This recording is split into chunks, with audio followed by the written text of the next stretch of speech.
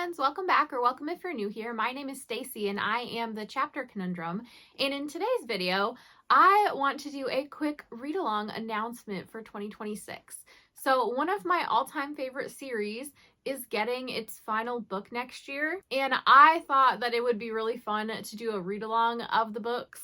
So here we are. If you've been around on the channel for a while, you probably already know what I'm about to hold up. And that, of course, is Red Rising by Pierce Brown. So Red God, book 7, which is going to be the final book, is slated for release. So I thought it would be fun to kick off a reread of the series in January so that I can be all caught up in time for Red God. So if you're wondering about this series and you haven't yet picked it up and you don't really know what it's about, in here we follow Darrow, who is a member of the Red Caste. And essentially that's like the lowest class of society. So they're tasked with mining helium-3 on Mars to help terraform Mars. But through some circumstances, Darrow ends up finding out that, wait a second, Mars has already been terraformed, and the Golds, which are like the upper echelon of this society, have essentially kept his people in slavery for their own benefit. And so he decides in here, with some help, that he's going to try and infiltrate the Golds and hopefully make some changes for the better of society. So in this first book, you largely follow his journey trying to infiltrate the Golds and going into their kind of like military training school. And you've probably kind of heard this called like Hunger Games in space. And like, I can see why people say that, but also like this is its own unique thing. So like the Hunger Games element of what this is like part of the military school situation he's in. But in terms of like being in space, this doesn't read like it's a hard sci-fi. It really reads more like a sci-fantasy. And Pierce Brown definitely doesn't go into a ton of detail on the world building in this series. The real like important elements of this that make it stand out and why this series is a favorite for me are the emotional reactive characters, the fact that he does not pull his punches, he's not afraid to hurt his readers, and he will do so. There's a lot of like exploration of morality and decisions and ramifications of those decisions in this series. It has some of my all-time favorite side characters in any like fantasy series that I've read, and I'm not somebody who usually gets attached to characters very easily, so that's definitely high praise coming from me. You can also expect like pretty tight pacing and plotting in his books. Essentially, there's always something going on in these books. Pierce Brown is very good at writing like high stakes, high tension kind of things. And because of all of those elements, my investment throughout this series is like sky high. He definitely does and has a lot of elements that play into my reading taste. So yeah, you can definitely see like based on my description, if you know my reading taste, like why this series works so well for me.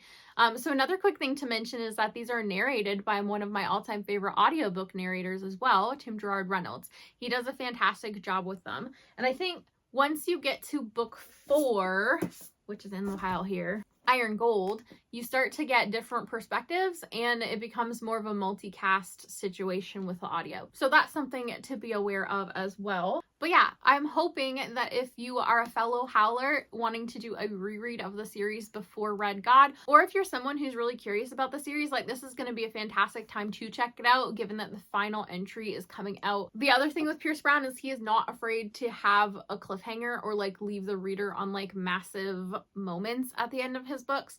And so that is partly why some of these are not going to be rereads for me, because I have been purposely holding out on reading the newer installments until we got the announcement for the final one, because even I was like, after the end of Golden Sun, if I didn't have Morningstar to jump into next, like, whew, that would have been a doozy. I'm so glad I was able to jump into this one right after, because man.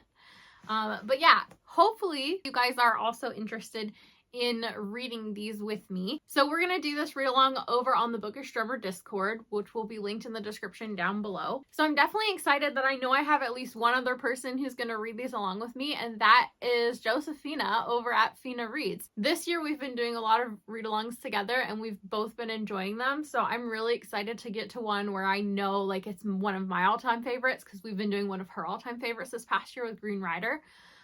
So yeah, it's going to be really fun for me to see like her reactions to everything as she reads along in this series, even though it's very different than Green Rider in a lot of ways. And I'm also sure that some of my fellow Howler friends are going to end up joining in for a reread as well. So it's going to be really fun to kind of like have buddy read chats for these and sort of get their insights into what's going on, or like their emotional responses to the journey that is this series. And there's some great reveals that I'm looking forward to seeing certain reactions to as well. The release date posted on Goodreads for Red God, June 30th, is actually just a placeholder date.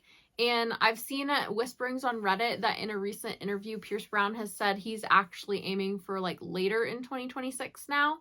And that like is going to be done when he's happy with it. So I think instead of doing one a month, we're going to slightly like switch up the schedule and make it a little bit more relaxed, so that we'll end up landing closer to hopefully what will end up being the release date. So in terms of the schedule, we're going to do Red God in January, Golden Sun in February, Morning Star in March, and then we will go ahead and skip April because typically Jake and I host a Battle of the Bands in April with our friends. So we'll skip doing one over the readathon because Iron Gold is chunkier. So we would do Iron Gold in May, Dark Age in June, and then we would skip July again because typically that's our other month to do a readathon. And again, we don't want to have to shoehorn this massive chunk into a readathon. So we would do Lightbringer in August, putting us at the point where we would be ready to do Red God in September if it's out. But if not, we'd probably be a lot closer to the actual release date and not have to wait so long. So yeah, that is the plan in terms of the schedule.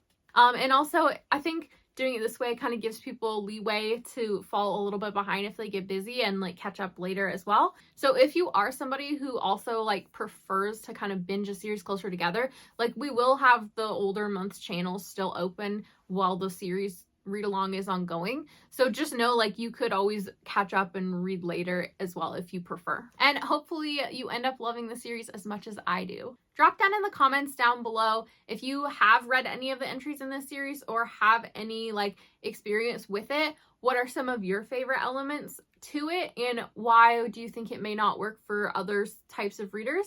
I think that'll be a fun way to kind of help people decide whether they think this series is going to be for them, whether they should check it out. As always, thank you guys so much for watching. Don't forget to hit like and subscribe on your way out, and have a great day. Bye!